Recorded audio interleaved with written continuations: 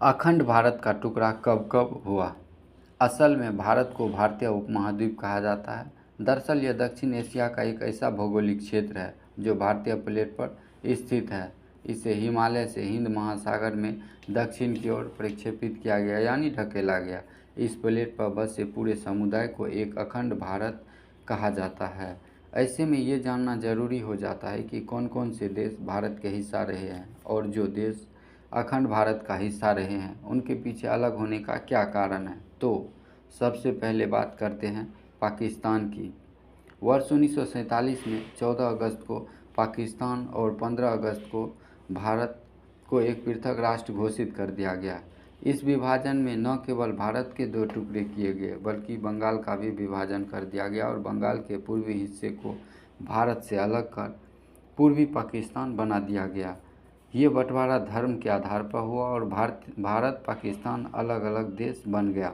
अब बात करें बांग्लादेश का।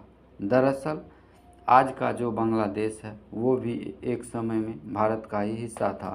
साल 1947 के विभाजन के बाद इस क्षेत्र को पूर्वी पाकिस्तान के नाम से जाना जाता था, लेकिन 1971 में हुए युद्ध में सेना ने इसे पाकिस्तान से अलग कर बांग्लादेश बना दिया। अब बर्मा की बात करते हैं तो यहाँ का इतिहास बहुत जटिल और पुराना है। बर्मा को म्यांमार के नाम से भी जाना जाता है।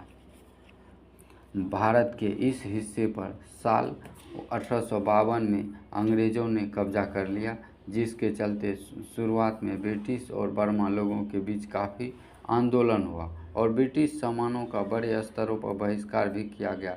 कहा जाता है कि बर्मा में हो रहे हिंसा को कम करने के लिए अंग्रेज़ों ने बड़े स्तर पर बर्मा को भारत से अलग करने का फैसला लिया। फिर इसे साल 1937 में भारत से अलग कर दिया गया। प्राचीन गंधार और कंबोज के कुछ हिस्से को ही आज अफ़गानिस्तान कहा जाता है।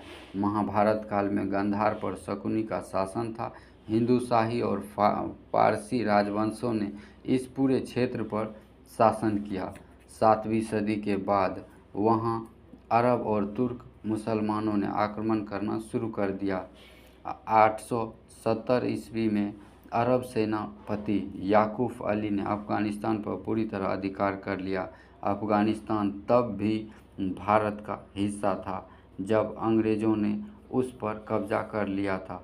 ब्रिटिश काल के दौरान अफ़गानिस्तान को 1834 ईस्वी में एक बफर राज्य बनाया गया था और 18 अगस्त 1919 को भारत से अलग कर दिया गया। ये तो हुई आधुनिक भारत के इतिहास की बात, लेकिन इसके पीछे भी जाए तो Indonesia, Malaysia, Iran, Tibet, Nepal और भूटान को भी भारत में ही शामिल बताया जाता है।